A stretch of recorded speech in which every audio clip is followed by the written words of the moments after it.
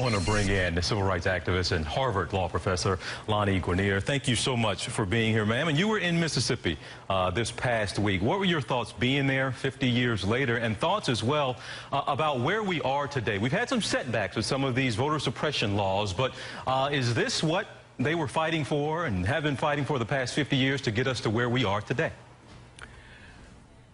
Well, I think we'll still be fighting tomorrow, but you're right that what's happened recently is something to be very proud of. The fact that so many people who were active in Freedom Summer came back to Mississippi to celebrate the anniversary of the original Freedom Summer and to share with their colleagues the power of that experience.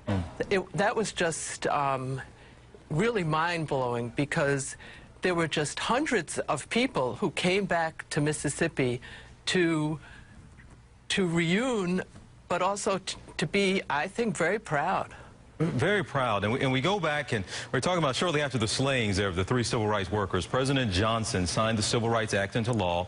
Voting Rights Act came just a year later. And in June of last year, of course, we saw the Supreme Court overturn a key part of that voting rights law. So you say we'll still be fighting tomorrow. It sounds like this is a fight that maybe necessarily you don't need to understand will ever be won necessarily. You just always have to keep an eye and try to progress forward. Is that fair to say? Well, I don't want to make a too general conclusion that we'll always be fighting. Because I think we've made enormous progress. On the other hand, I think you're right that there's a tendency for every one step forward you go, that we go back 2 steps. So you have to be vigilant. You know, what were the impressions? You said it was such a powerful experience there in Mississippi. Well, what were some of the, I guess, stories you were hearing and reactions you were getting to what we have been seeing